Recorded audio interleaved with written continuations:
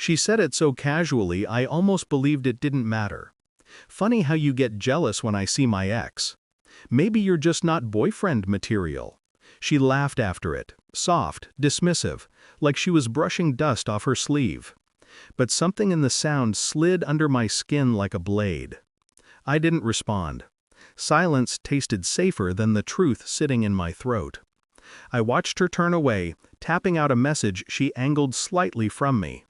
Her face lit by the screen, her lips twitching at something I wasn't meant to see. The room shifted around me, slow, suffocating, like I had stepped into a place where the walls were listening. She assumed my silence was submission, but it was calculation, a quiet recalibration of the world I thought I knew.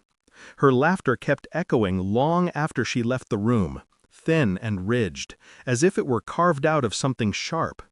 And behind that sound, a question formed, unwelcome but persistent. If she's so comfortable joking about losing me, had she already replaced me?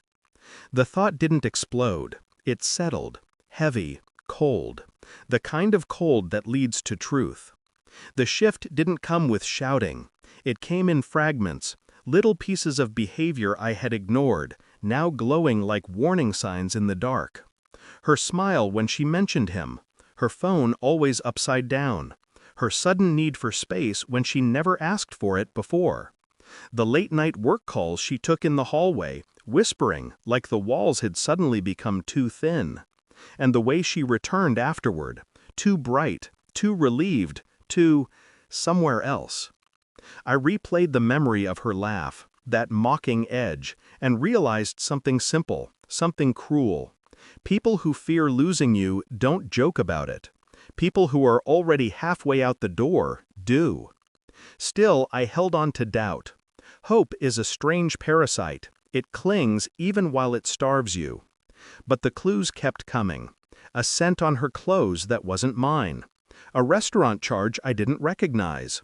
A message preview on her phone that vanished the moment she saw me looking. See you tomorrow. Smiley face. Not a friend, not family. I knew. But knowledge and proof are not the same thing. One destroys your trust. The other destroys your illusions. She continued laughing, dismissing my observations as overthinking.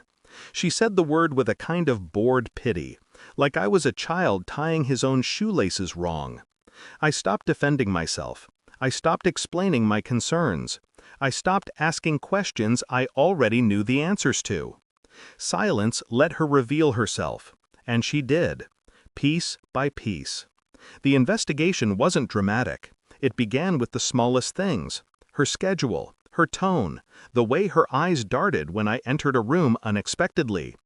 I watched her more carefully, not obsessively, clinically.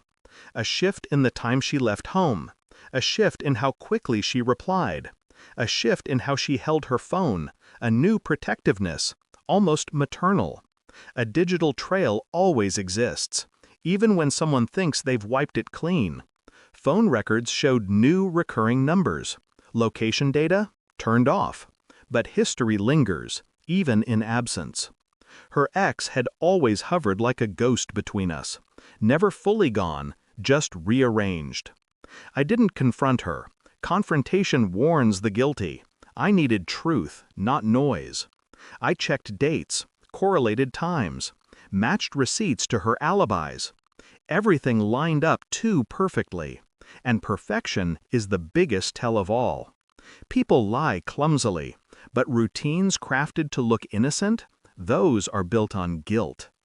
I collected details the way a surgeon collects instruments, quietly, precisely, with the understanding that the final cut has to be clean. When she smiled at me in the mornings, I studied the edges of her expression, searching for sincerity. Mostly, I found absence, the kind of emptiness that grows in someone who's already living a double life. By then, the emotional part of me had gone still, a deep, patient stillness, the kind that comes before a storm, not loud or furious, but methodical. I waited, and the truth arrived sooner than I expected. It was an email, the kind that wasn't supposed to land in my inbox. A delivery confirmation. Her name. His address. A note, "Thanks for last night, can't wait to talk in person again." 2 minutes of staring. 1 minute of breathing. 20 seconds to understand I had never been paranoid. I printed the email, paper makes truth harder to deny, and placed it on the kitchen counter. She walked in humming, scrolling her phone, wrapped in a comfort she no longer deserved. I didn't speak. I simply slid the page toward her. Her face drained so quickly it was almost beautiful. A sharp inhale, a stutter. Her lips parted, searching for the right lie, the soft lie, the believable lie. Nothing came out. I didn't help her. I just watched. Calm, detached, already gone.